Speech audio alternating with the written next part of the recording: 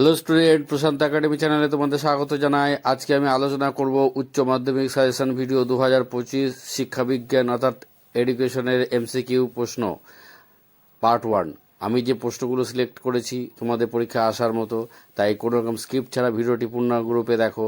আর যারা এই ভিডিওটি দেখছো এখনও আমার চ্যানেলটিকে সাবস্ক্রাইব করোনি, তারা অবশ্যই আমার চ্যানেলটিকে সাবস্ক্রাইব করে নে। আমি ইতিহাস, রাষ্ট্রবিজ্ঞান, সংস্কৃত সবই সাজেশন দিয়ে দিয়েছি।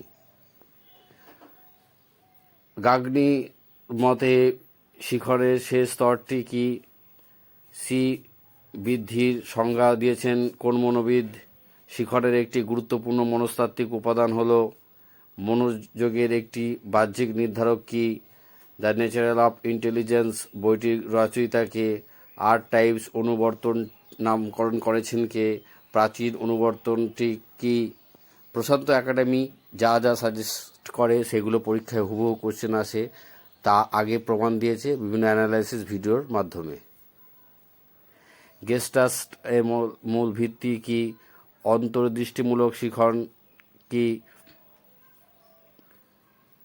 স্পিয়ারম্যানের মানসিক ক্ষমতা তত্ত্বটির নাম কি? রাশিবিজ্ঞানের এই বিশেষ চিহ্নটি কিসের প্রকাশক? কেন্দ্রীয় প্রবণতা নির্ণয়ের সবচেয়ে দ্রুত গতি পদ্ধতি কোনটি?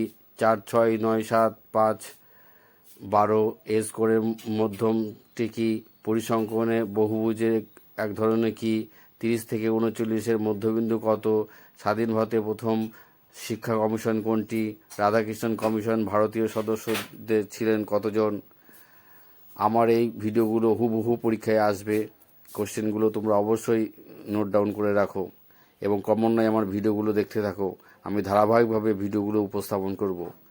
মুদালিয়া কমিশনের মতে মধ্যশিক্ষা পর্ষদের সভাপতি কে ছিলেন? মুদালিয়া কমিশনের সুপারিশ অনুসারে উচ্চ মাধ্যমিক শিক্ষার সময়কাল কত? শিক্ষাক্ষেত্রে 2+2 স্তরের সুপারিশ কে করেছিলেন? সপ্তপ্রবাহ শব্দটি কোন কমিশনে উল্লেখ আছে? ভারতীয় শিক্ষা কমিশনের সময়সীমা কত? তোমরা আমার এই সাজেশন অ্যানালাইসিস ভিডিওগুলো দেখবে, তাহলে বুঝতে পারবে যে প্রশান্ত একাডেমির সাজেশন করা ভিডিও কত পার্সেন্ট পরীক্ষায় এসেছে। তাই তোমরা নিয়মিত আমার চ্যানেলটি দেখতে থাকো। এখনও যারা আমার এই চ্যানেলটিকে সাবস্ক্রাইব করোনি, নতুন স্টুডেন্ট বা বন্ধু, তারা অবশ্যই আমার চ্যানেলটিকে সাবস্ক্রাইব করো।